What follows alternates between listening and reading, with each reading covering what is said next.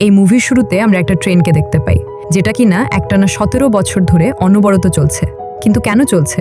আর কেনই বা এই ট্রেনটি এই 17 বছরে একবারও থামেনি? তাই প্রশ্ন ওঠে, ট্রেনটি 17 বছর ধরে কোনো রকম বহিঃপৃথিবীর ইন্ধন ছাড়া চলছে কি করে? এবং সবথেকে বড় প্রশ্ন হলো, কেন চলছে? আমি নিশ্চিত আপনারা এতদিনে একটি হলেও ডিজাস্টার মুভি দেখেছেন, যেখানে পৃথিবী বিভিন্ন কারণের দরুন মানুষের বসবাসের অযোগ্য হয়ে উঠেছে। আজকের মুভিটিও সেরকমই। কিন্তু এই মুভিটিতে পৃথিবী মানুষের বসবাসের অযোগ্য হওয়ার পরেও কি করে পৃথিবীতে মানুষ সার্ভাইভ করবে তার একটি পথ দেখানো হয়েছে। আর সেটি আর কিছুই নয়, একটি ট্রেন। তো চলুন আর বেশি কথা না বলে সিনেমাটির আসল গল্পের দিকে এগিয়ে যাওয়া যাক। সিনেমাটি শুরু হয় একটি ট্রেনকে দেখিয়ে। তবে এটা কোনো সাধারণ ট্রেন নয়, এটা এমন একটি ট্রেন যেটা প্রায় 17 বছর ধরে একটানা চলছে। অর্থাৎ এতগুলো বছরের মধ্যে ট্রেনটি একবারও থামেনি। তবে এর পেছনে একটি কারণ রয়েছে। আজ থেকে প্রায় 17 বছর আগে পৃথিবীর তাপমাত্রা অনেক বেড়ে গেছিল। ধীরে ধীরে তাপমাত্রা এতটাই বেড়ে যায় যে খুব অল্প সময়ের মধ্যেই পৃথিবী মানুষের বসবাসের অনুপযোগী হয়ে পড়ে। ফলে পৃথিবীকে আবার স্বাভাবিক করে তুলতে কয়েকজন বিজ্ঞানী মিলে একটি এক্সপেরিমেন্ট শুরু করে, যাতে মানুষ তাদের স্বাভাবিক জীবনে ফিরে যেতে পারে। কিন্তু বিজ্ঞানীদের করা এই এক্সপেরিমেন্টের কিছু ভুলের কারণে পৃথিবীর তাপমাত্রা স্বাভাবিকের তুলনায় আরও অনেক বেশি কমে যায়। তাপমাত্রা এতটাই কমে যায় যে মানুষ সহ্য করতে না পেরে মারা যেতে শুরু করে। ধীরে ধীরে পুরো পৃথিবী বরফের নিচে ঢাকা পড়ে যায়। পৃথিবীর এই ভয়ানক পরিস্থিতিতে একটি কোম্পানি অ্যাডভান্স প্রযুক্তির একটি ট্রেন তৈরি করে, যে ট্রেনটির ভেতরে তাপমাত্রা একদম নর্মাল ছিল। ট্রেনটি তৈরি হবার পর পৃথিবীর অবশিষ্ট বেঁচে যাওয়া মানুষগুলোকে নিয়ে পুরো পৃথিবী ভ্রমণের উদ্দেশ্যে ট্রেনটি যাত্রা শুরু করে। আর এভাবেই ট্রেনটি প্রায় 17 বছর ধরে চলছে। ট্রেনটির মধ্যে মানুষের প্রয়োজনীয় সব কিছুই ছিল। স্কুল, কলেজ, গাছপালা থেকে শুরু করে হাসপাতাল পর্যন্ত সব কিছুই এই ট্রেনের মধ্যে আছে। অর্থাৎ পৃথিবীতে বেঁচে থাকার জন্য আমাদের যা যা জিনিসের প্রয়োজন সেই সব কিছুর ব্যবস্থা এই ট্রেনের মধ্যে করা হয়েছে। তবে এসব সুযোগ সুবিধাটা ট্রেনের সব মানুষেরা ভোগ করতে পারে না, কারণ আমাদের পৃথিবীর মতো এই ট্রেনের মধ্যেও ধনী ও দরিদ্রের বৈষম্য ছিল। অর্থাৎ এই ট্রেনটির সামনের বগিগুলো ছিল বড় লোকদের জন্য আর পেছনের বগিগুলো ছিল গরিবদের জন্য। পেছনের এই গরিব মানুষেরা কখনোই কোনো রকম সুযোগ সুবিধা ভোগ করতে পারত না, এমনকি তাদেরকে ঠিকমতো খেতেও দেওয়া হতো না। এই গরিব মানুষগুলোর উদ্দেশ্যে খাবার ছিল কালো রঙের এক ধরনের বার, যেটাকে এই গরিব মানুষেরা প্রোটিন বার বলতো। এই মানুষগুলোকে কখনোই সামনের বগিতে যেতে দেওয়া হতো না। আর এইসব নিয়মগুলোকে সফল রাখার জন্য ব্যবহার করা হতো ট্রেনের সিকিউরিটি ব্যবস্থাকে। এরপর আমরা দেখতে পাই গরিবদের কম্পার্টমেন্টে 2 জন গার্ড আসে এবং তারা গরিব মানুষগুলোকে কাউন্টিং করতে শুরু করে। তাদের কাউন্টিং শেষ হলে তারা সেখানকার প্রত্যেকটি মানুষকে একটি করে প্রোটিন বার খেতে দেয়। এই প্রোটিন বারের বাইরে তাদেরকে আর কোনো রকম খাবার দেওয়া হতো না। প্রায় 17 বছর এই ট্রেনের মধ্যে গরিব মানুষগুলো এভাবেই জীবনযাপন করছে। প্রোটিন বার দেওয়া শেষ হলে গার্ডরা সেখান থেকে চলে যায়। এরপর আমরা কার্টিস এবং এডগার নামের 2 জন ছেলেকে দেখতে পাই, যারা কিনা এই গরিব দলের সদস্য ছিল।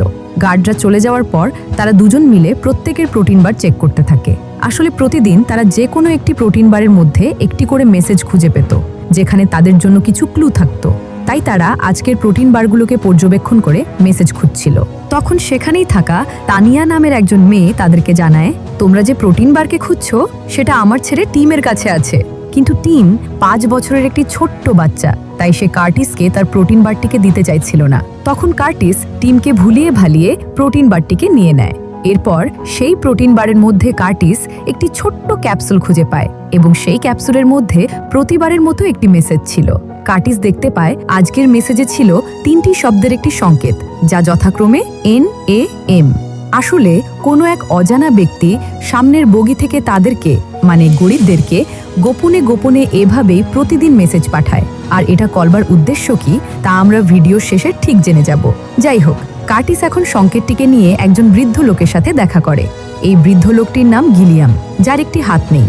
তখন কার্টিস এবং গিলিয়ামের আলোচনায় বোঝা যায় এই NAM আসলে একটি ব্যক্তির নামের প্রথম 3টি অক্ষর।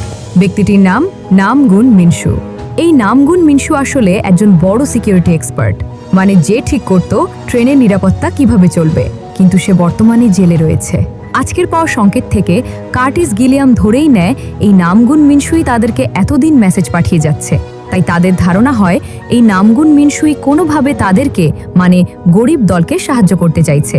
এই কারণে কার্টিস সিদ্ধান্ত নেয় যেভাবেই হোক না কেন নামগুন মিনশুকে জেল থেকে বের করার ব্যবস্থা করতে হবে। কার্টিস তখন একটি প্ল্যান করে। গার্ডরা যখন আমাদেরকে খাবার দিতে আসে তখন 4 সেকেন্ডের জন্য ট্রেনের সমস্ত দরজা খুলে যায়। যদি আমরা সেই সুযোগটাকে কাজে লাগিয়ে নামগুন মিনসুকে জেল থেকে বের করতে পারি তাহলে সে হয়তো আমাদেরকে ইঞ্জিন রুম পর্যন্ত নিয়ে যেতে পারবে। আসলে কার্টিসের উদ্দেশ্য ছিল ইঞ্জিন রুমে গিয়ে উইলফোর্ড নামের একজন ব্যক্তিকে হত্যা করা, কারণ কার্টিস গরিবদের ওপর ধনীদের অত্যাচার আর সহ্য করতে পারছিল না। তাই সে সব সময় চাইতো গরিব মানুষগুলোকে মুক্ত করতে। সে মনে করত যদি সে উইলফোর্ডকে হত্যা করতে পারে তাহলে সব সমস্যা সমাধান হবে, কারণ উইলফোর্ডই এই ট্রেনের মালিক। তার আদেশেই এই ট্রেনের সমস্ত কিছু পরিচালনা করা হতো।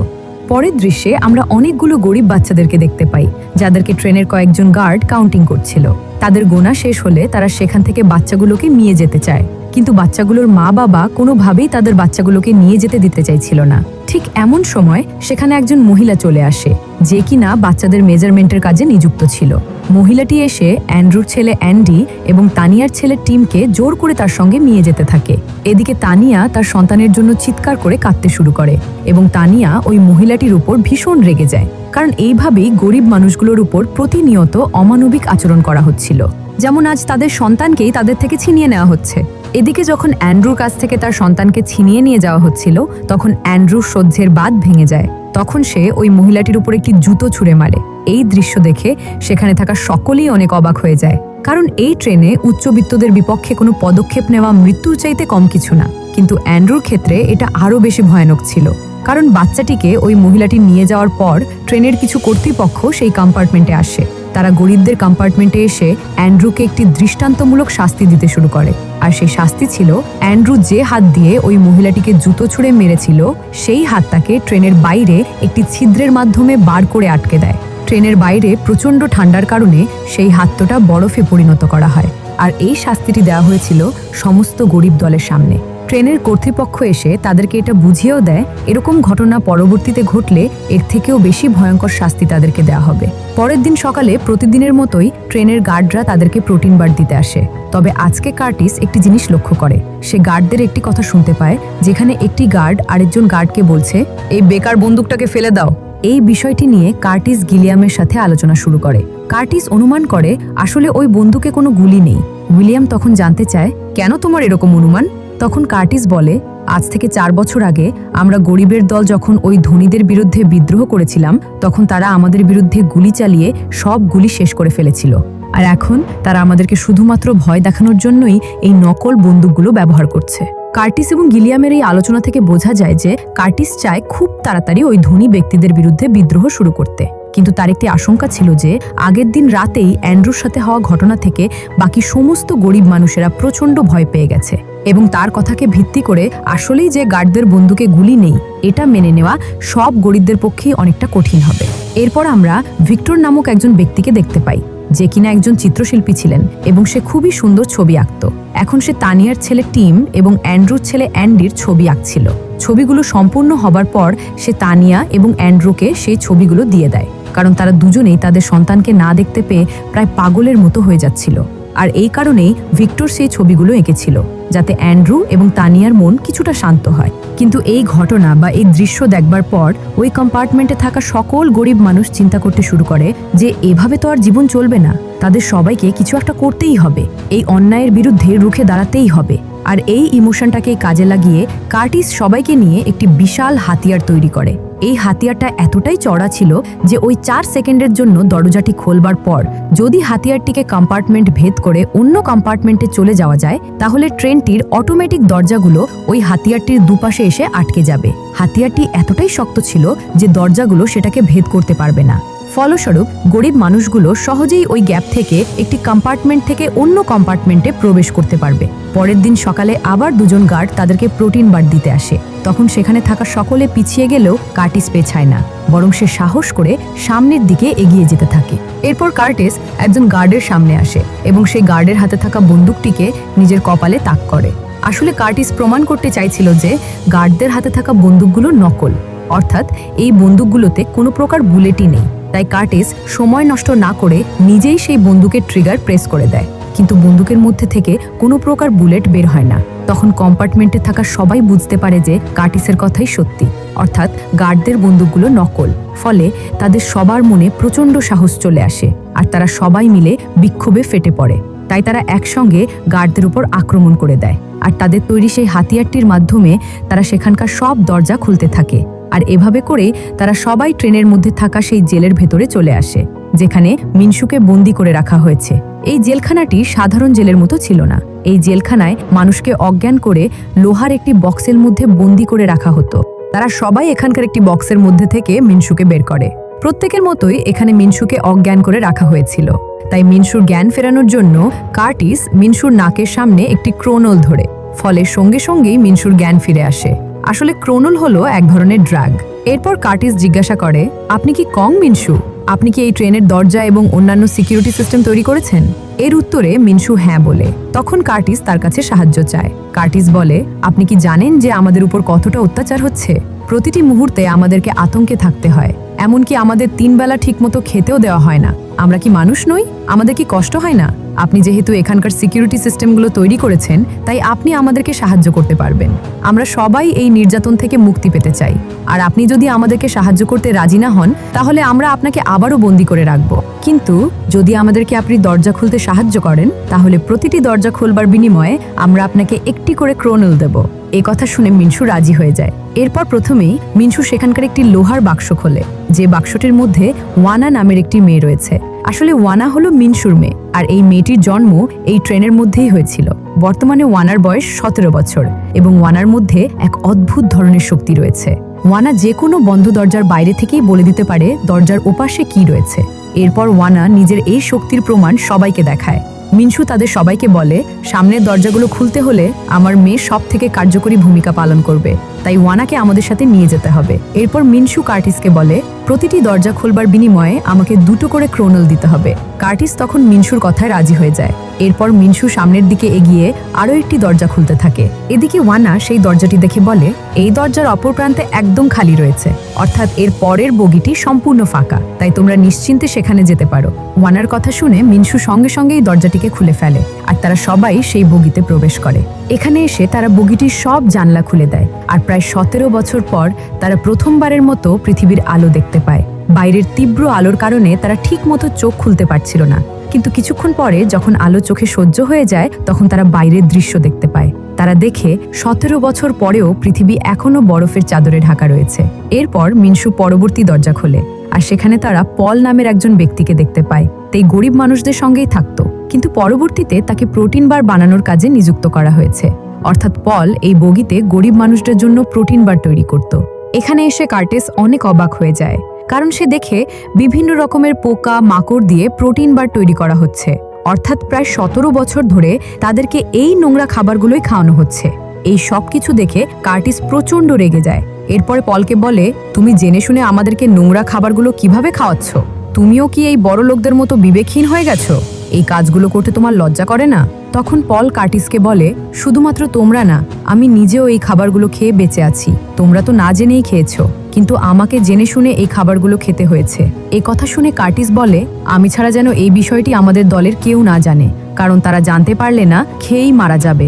তখনই হঠাৎ করে কার্টিস সেখানে সেই একই ধরনের ক্যাপসুল দেখতে পায়, যেটা তারা প্রতিদিন প্রোটিন বারের মধ্যে পেত।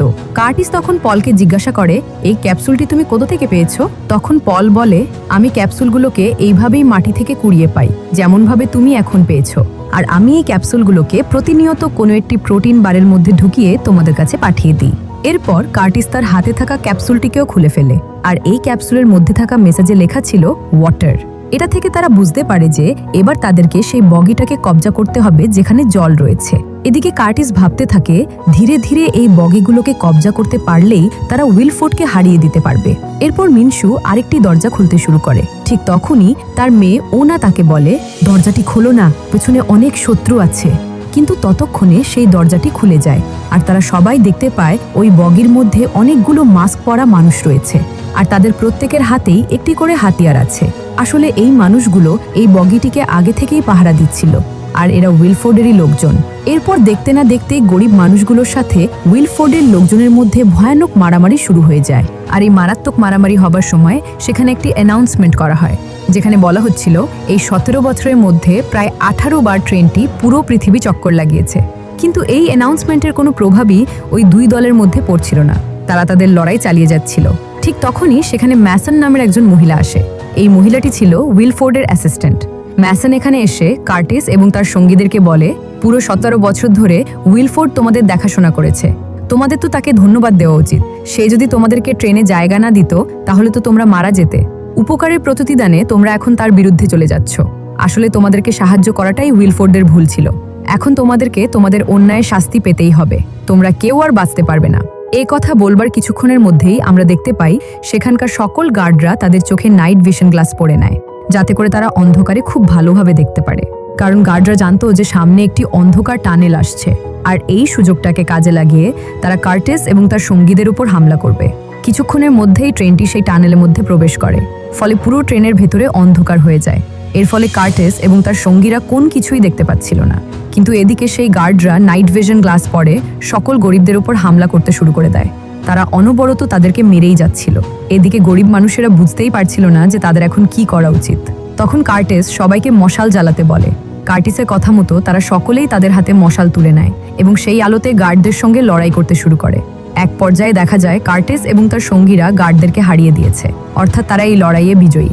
কিন্তু সবচাইতে দুঃখের ব্যাপার ছিল যে কার্টিস তার প্রিয় বন্ধু এডগারকে হারিয়ে ফেলে, যে কিনা ছোটবেলা থেকেই তার ক্ষুদ্র সুখ এবং অধিক দুঃখের সাথী ছিল। তাই এই ঘটনা থেকে কার্টিস অনেক কষ্ট পায়। এদিকে সকল দরিদ্র মানুষেরা বিক্ষোভে ফেটে পড়ে। তাদের চোখে মুখে যেন প্রতিশোধের আগুন জ্বলছে। প্রায় 17 বছর ধরে তাদের উপর হয়ে আসা অন্যায়ের প্রতিবাদ আজ তারা করবেই। তাই সবাই মিলে উইলফোর্ডের অ্যাসিস্ট্যান্ট ম্যাসনকে বন্দি করে ফেলে। এরপর তানিয়া এবং অ্যান্ড্রু ম্যাসনের কাছে তাদের সন্তানের কথা জানতে চায়। তখন ম্যাসন তাদেরকে বলে, আমি তোমাদের সন্তানের ব্যাপারে কিছুই জানি না। আমি তো শুধুমাত্র এখানকার ম্যানেজমেন্টের দায়িত্বে আছি, তাই আমাকে বন্দি করে তোমাদের কোনো লাভ নেই। তোমরা আমাকে ছেড়ে দাও। কার্টিস তখন ম্যাসনকে বলে, হ্যাঁ, আমরা আপনাকে ছেড়ে দিতে পারি, কিন্তু তার পরিবর্তে আমাদেরকে আপনি উইলফোর্ডের কাছে পৌঁছে দিন। ম্যাসন তার জীবন বাঁচানোর জন্য কার্টিসের কথায় রাজি হয়ে যায়। এরপর ম্যাসন তাদের সবাইকে নিয়ে সামনের বগির একটি দরজা খোলে। এই বগিটি অন্য বগির থেকে সম্পূর্ণ আলাদা ছিল। তারা এখানে এসে নানা ধরনের গাছপালা দেখতে পায়। গাছপালা দেখতে দেখতে তারা সামনের দিকে এগিয়ে যেতে থাকে। কিছু দূর যাবার পর তারা একটি বিলাসবহুল রেস্টুরেন্ট খুঁজে পায়, যেখানে সব ধরনের সুস্বাদু খাবারের ব্যবস্থা করা আছে। এটা দেখবার পর সবাই মিলে এই খাবারের ওপর লাফ দিয়ে পড়ে, কারণ প্রায় 17 বছর পর তারা সবাই মিলে এখানে একটু ভালো খাবার খায়। এটা দেখে ম্যাসনও তাদের সঙ্গে যোগ দিতে যাচ্ছিল, কিন্তু কার্টিস তাকে বাধা দেয় এবং সে তার কাছ থেকে একটি প্রোটিন বার বার করে এবং সেই প্রোটিন বারটিকে ম্যাসনকে খেতে বলে। কারণ প্রায় 17 বছর ধরে তারা সবাই মিলে অনেক ভালো মন্দ খাবার খেয়েছে, আর কার্টিস এবং তাদের দলকে প্রোটিন বারের নামে পোকা মাকড় দিয়ে তৈরি নোংরা খাবার খাওয়ানো হয়েছে। ম্যাসন কোনো মতেই প্রোটিন বারটিকে খেতে চাইছিল না, কিন্তু বাধ্য হয়েই তাকে প্রোটিন বারটিকে খেতে হয়। এরপর গরিবদের খাওয়া দাওয়া শেষ হয়ে গেলে তারা সামনের দিকে এগিয়ে যেতে থাকে। কিছুক্ষণের মধ্যেই তারা এমন একটি বগিতে পৌঁছে যায় যেখানে খুব সুন্দর একটি স্কুল রয়েছে, আর স্কুলটিতে শুধুমাত্র ধনী মানুষদের বাচ্চাদেরকে পড়ানো হয়। এখানে বাচ্চাদেরকে পড়ানোর জন্য এলিসন নামের একজন টিচারকে রাখা হয়েছে। এরপর তানিয়া এবং অ্যান্ড্রু ওই স্কুলের বাচ্চাদের কাছে তাদের সন্তানের ব্যাপারে জানতে চায়। এমন সময় সেখানে একটি গাড়ি ভর্তি ডিম নিয়ে একজন ব্যক্তি আসে, আর সঙ্গে সঙ্গে স্কুলের বাচ্চাগুলো একটি করে ডিম নিতে থাকে। কার্টিসকেও এখানে একটি ডিম খেতে দেওয়া হয়, কিন্তু কার্টিস লক্ষ্য করে দেখে তাকে যে ডিমটি খেতে দেওয়া হয়েছে সেই ডিমটির মধ্যেও একই ধরনের ক্যাপসুল রয়েছে, যেমন ক্যাপসুল তাদের প্রোটিন বারের মধ্যে থাকতো। কার্টিস তখন সময় নষ্ট না করে ক্যাপসুলটিকে খুলে মেসেজটিকে বার করে, আর এবার সে দেখে মেসেজটির মধ্যে ব্লাড লেখা আছে। এমন সময় উইলফোর্ডের লোকেরা আসল বন্দুক বের করে সঙ্গে সঙ্গে কার্টিস এবং তার সঙ্গীদেরকে গুলি করতে থাকে। গোলাগুলির এক পর্যায়ে অ্যান্ড্রু মারা যায়। এতে সকল দরিদ্র মানুষেরা অনেক ক্ষিপ্ত হয়ে ওঠে, আর তারা সবাই মিলে সেখানে উইলফোর্ডের লোকেদেরকে মেরে ফেলে। এরপর তারা স্কুলের ভেতরে ক্লাসের মধ্যে একটি টিভি দেখতে পায়, যেখানে ওই দরিদ্র দলটির উদ্দেশ্যে একটি ভিডিও দেখানো হয়েছিল। তারা দেখে উইলফোর্ডের একজন লোক গিলিয়ামকে মেরে ফেলছে। এটা দেখে কার্টিস অনেক কষ্ট পায়, আর সে সঙ্গে সঙ্গে ম্যাসনকে মেরে ফেলে। এরপর তারা সামনের দিকে এগিয়ে যেতে থাকে। এগিয়ে যেতে যেতে তারা লক্ষ্য করে যেখানে তাদেরকে ঠিকমতো খেতে দেওয়া হতো না, সেখানে স্বার্থপর মানুষেরা কতটা বিলাসবহুলভাবে জীবনযাপন করছে। যাত্রাপথে তাদের ওপর উইলফোর্ডের লোকেরা আবারও হামলা করে, কিন্তু কার্টিস এখানেও তাদেরকে হারিয়ে দেয়। তবে এই হামলাতে কার্টিস তার অনেক সঙ্গীকে হারিয়ে ফেলে, এমনকি তানিয়াও এখানে আহত হয়ে যায়। তানিয়ার অবস্থা এতটাই খারাপ ছিল যে তানিয়া কার্টিসকে বলে, তুমি আমাকে কথা দাও, যেভাবেই হোক না কেন আমার ছেলেকে তুমি উদ্ধার করবে। তখন কার্টিস তানিয়াকে কথা দেয় যে সে এমনটাই করবে, আর এর সঙ্গে সঙ্গেই তানিয়া মারা যায়। কার্টিস হাজার কষ্ট বুকে চাপা দিয়ে মিনশু এবং তার মেয়ের সঙ্গে ইঞ্জিন রুমের দিকে এগিয়ে যেতে থাকে। চলতে চলতে তারা ইঞ্জিন রুমের কাছে পৌঁছে যায়। 17 বছর পর প্রথমবার কোনো দরিদ্র মানুষ এই কম্পার্টমেন্টের সামনে পৌঁছাতে পেরেছে। কার্টিস তার অতীতের ঘটনা থেকে এতটাই রেগে গেছিল যে সে সেখানকার দরজা ভেঙে উইলফোর্ডকে মারতে যেতে চাইছিল, কিন্তু মিনশু কার্টিসকে শান্ত হতে বলে। এই কথা শুনে কার্টিস ওই কম্পার্টমেন্টের মেঝেতে বসে মিনশুকে তাদের অতীতের কথা বলতে শুরু করে। সে বলে, আজ থেকে প্রায় 17 বছর আগে যখন আমাদেরকে এই ট্রেনে নিয়ে আসা হয়েছিল, তখন আমরা হাজার হাজার মানুষ ছিলাম। প্রথমে তারা আমাদেরকে অনেক ছোট একটি বগিতে রেখেছিল, যেখানে আমাদের ভালো মতো জায়গাই হতো না। আর সবচাইতে কষ্টদায়ক ব্যাপার হলো, প্রথম 1 মাস আমাদেরকে কোনো কিছু খেতেই দেওয়া হয়নি। সবাই যেন ক্ষুধার্ত পাগলের মতো হয়ে গিয়েছিল। তাই কোনো উপায় না পেয়ে আমরা দুর্বল মানুষদেরকে মেরে ফেলছিলাম আর কুকুরের মতো তাদের শরীরের মাংস খেয়ে নিচ্ছিলাম, যদিও বা আমরা সেটা খেতে চাইছিলাম না। এমনকি আমরা ছোট বাচ্চাদেরকেও মেরে তাদের মাংস খাচ্ছিলাম। এমনভাবে যখন আমরা একের পর এক ছোট ছোট বাচ্চাদেরকে মেরে ফেলছিলাম, তখন সেখানে একজন বৃদ্ধ লোক আসে আর সে তার নিজের হাত কেটে আমাদেরকে খেতে দেয়, যাতে করে আমরা বাচ্চাগুলোকে না মারি। এখানে সবচাইতে মজার ব্যাপার হলো, গিলিয়ামের জন্য উদ্ধার পাওয়া সেই ছোট্ট বাচ্চাগুলোর মধ্যে আমার সবচাইতে প্রিয় বন্ধু এডগারও ছিল, যাকে উইলফোর্ডের লোকেরা মেরে ফেলেছে। এভাবেই আমরা সবাই 1 মাস কাটিয়েছিলাম। আর এরপর থেকেই আমাদেরকে প্রোটিন বার দেওয়া হতো, যেটাকে খেয়ে আমরা 17 বছর ধরে বেঁচে আছি। উইলফোর্ডের জন্যই আমাদের পরিস্থিতি এমন হয়েছে। সে তার স্বার্থের উদ্দেশ্যেই আমাদেরকে এই ট্রেনের মধ্যে উঠিয়েছিল, কারণ সে চাইলেই আমাদেরকে দিয়ে যে কোনো কাজ করিয়ে নিতে পারত। তাদের সেবা করবার জন্য আমাদের টিম থেকে শত শত মানুষকে নিয়ে যাওয়া হয়েছে। আসলে তারা এই কারণেই আমাদেরকে এখানে রেখেছে, যাতে করে তাদের কোনোদিনই কাজের লোকের অভাব না হয়, আর এর ফলস্বরূপ তারা বিলাসবহুলভাবে জীবনযাপন করতে পারে। এই কারণে আমি উইলফোর্ডকে মেরে ফেলতে চাই। তাই তুমি আমাকে এই দরজাটি খুলে দাও। কিন্তু তখন মিনশু বলে, আমি এই দরজাটি খুলব না, বরং আমি অন্য আরেকটি দরজা খুলব, যেটার মাধ্যমে আমরা এই ট্রেন থেকে বেরিয়ে স্বাধীনভাবে জীবনযাপন করতে পারবো। এই কথা শুনে কার্টিস বলে, তুমি কি পাগল হয়ে গেছো? বাইরে কোনো মানুষ বাঁচতে পারবে না। যে বাইরে বের হবে সে ঠান্ডায় মারা যাবে।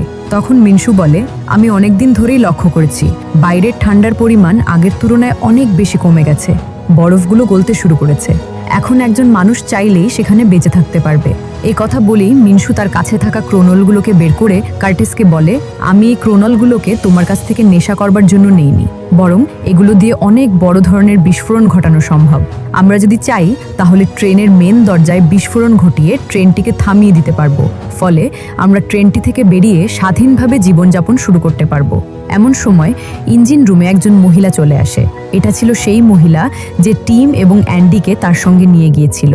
মহিলাটি কামরাতে প্রবেশ করেই মিনশুকে গুলি করে দেয় আর কার্টিসকে বলে, ভেতরে উইলফোর্ড তোমার জন্য অপেক্ষা করছে আর তোমাকে সে তার কাছে যেতে বলছে। এরপর কার্টিস উইলফোর্ডের কাছে চলে আসে আর এখানেই গল্পের একটি টুইস্ট দেখা যায়।